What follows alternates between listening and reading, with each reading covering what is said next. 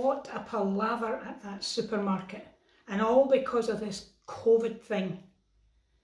We had to follow a one-way system, so I started up the first aisle, and coming towards me from the opposite direction was this huge guy, who obviously was not going to stop.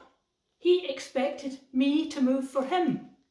Well, nobody tells me what to do. I can tell you that. So I stood my ground, and would you believe it, there were other people following him, and they were angry. One woman was even shaking her fist at me. Couldn't believe it. Well, I just said to myself, Agnes, you're just going to have to push through them. And then up comes a shop assistant, grabs hold of my trolley, turns me round with the trolley, escorted me back the way I had come and up into the next aisle.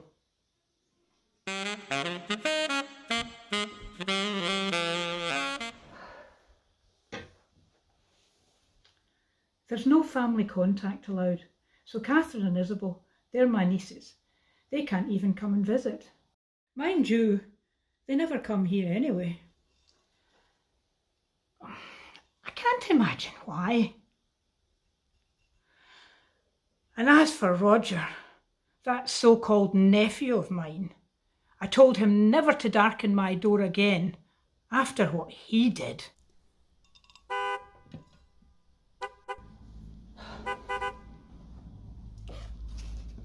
Oh, that's Mr. McIntosh across the road again. Always toots. Toots when he leaves, toots when he comes back, toots when he washes his car. I suppose it's just to make sure it still toots. One of these days, I'm going to tell him to stop all that tooting. He's supposed to be working from home. He's always away somewhere. I don't know how he gets any work done. This used to be such a nice, quiet neighbourhood. I had more trouble at the supermarket this morning. I tried to complain, but I got nowhere. So I asked if I could speak to the manager. Oh, and sure enough, down he comes, all hoity-toity, looking at me as if I was something he'd picked up in the sole of his shoe. Well, I can tell you, nobody looks at me like that. I came straight back home and phoned their head office, when I got an answering machine telling me that they weren't taking calls at this time. So I sent an email. Oh, I was very polite. I just detailed what I was complaining about and what I wanted them to do about it. And guess what? I got an email back saying that they weren't replying to any emails at this time. I saw Jessie Crawford earlier on out in the street today. I don't think she saw me because I had to swerve to avoid her. She had a face mask on outside. Mind you, it wasn't much of a mask. It was just a scarf wrapped round her face. As if that would make any difference. So I said to her, "What's that round your mouth, Jessie?" And she said, "It's my mask. I don't want to get the COVID." At least, that's what I think she said, because it was all muffled. Anyway, I just told her straight, "Jessie, that's not a proper face mask. It's only a scarf. That's not going to make much difference. You need to get a proper face mask, the kind you get from the chemist." I don't think she was very pleased, because she went off in a huff and made some remark as she passed me. I don't know what it was, because it was all muffled. That was the window cleaner for his money.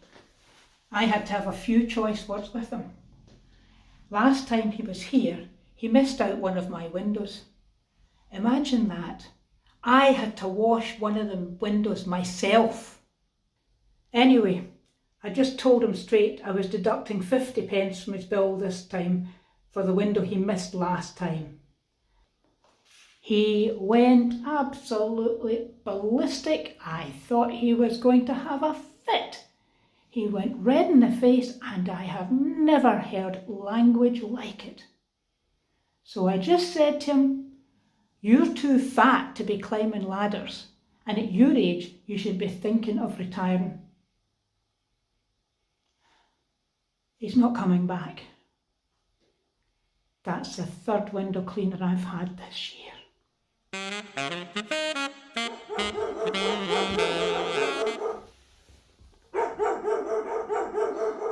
Can you hear that? That's the dog next door. I don't know why they had to get a dog that size. Anyway, on Monday morning when I went out, it had done its business right at my gatepost. Well, I wasn't having that, so I scooped up the mess, left it on their doorstep with a note asking them to make sure it didn't do it again. They don't talk to me anymore. Funnily enough, this morning I saw another dog doing its business in exactly the same place. That's that Mr. McIntosh again. He's doing it deliberately.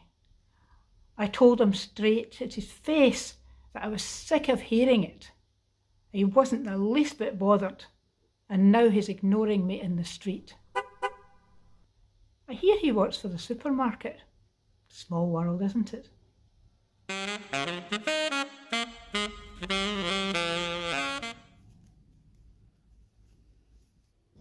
I phoned the doctor for an appointment yesterday, but that snooty receptionist said that they weren't making appointments for face-to-face consultations unless it was an emergency.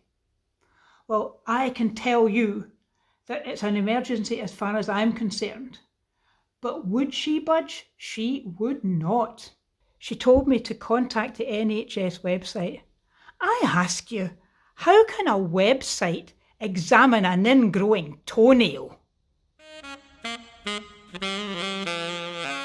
I'd like a wee glass of sherry in the evening. Just one, mind you.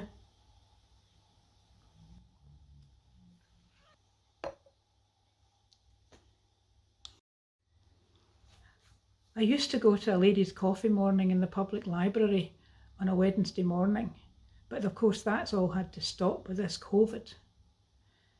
They decided to have their meetings on the Zoom thingamy and the internet. I only found out it by accident when Senga at the post office happened to mention it. Annie, the social convener, self-appointed, said that she sent out an email to everybody, but she must have missed me out by mistake. Anyway, I logged in, and would you believe this, that I was put on mute during the meeting? And what even worse, Annie refuses to discuss the matter.